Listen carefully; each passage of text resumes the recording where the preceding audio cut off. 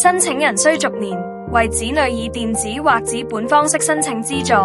每個家庭只需遞交一份申請。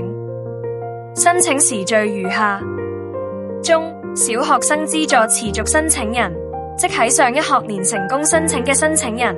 包括成功申請學前學生資助並有子女於新學年升讀小一嘅申請人，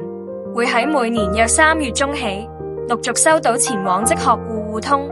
開啟預填電子表格嘅通知或紙本預填表格等申請文件。佢哋應盡快喺5月底前遞交申請。如果喺上一學年只曾成功申請學前學生資助嘅持續申請人，就會喺每年約5月中起陸續收到前往職學戶戶通、開啟預填電子表格嘅通知或紙本預填表格等申請文件。佢哋應盡快喺6月底前遞交申請。新申請人方面，中小學生資助嘅新申請人可以喺每年5月起喺職學戶戶通直接填寫電子表格及遞交申請，亦可以喺各民政諮詢中心、學校或者其他派發地點索取申請文件，或從職學處網頁下載，並應盡快喺5月底前遞交申請。另外，學前學生資助嘅新申請人就可以喺每年7月起喺職學戶戶通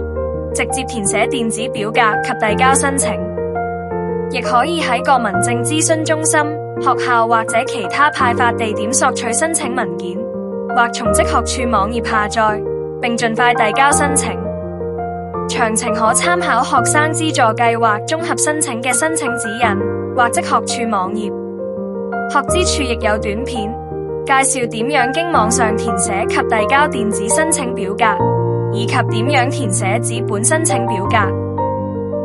你可以喺職學處網頁揾到相關短片。除學前學生資助外，學資處喺一般情況下唔會接受喺申請學年3月1日或以後遞交嘅申請。對於特殊個案，學資處會按個別情況作出考慮。個別資助計劃嘅截止申請日期，可參考學生資助計劃綜合申請嘅申請指引或職學處網頁。如對學資處嘅學生資助計劃有任何查詢，可瀏覽職學處網頁或致電熱線28022345。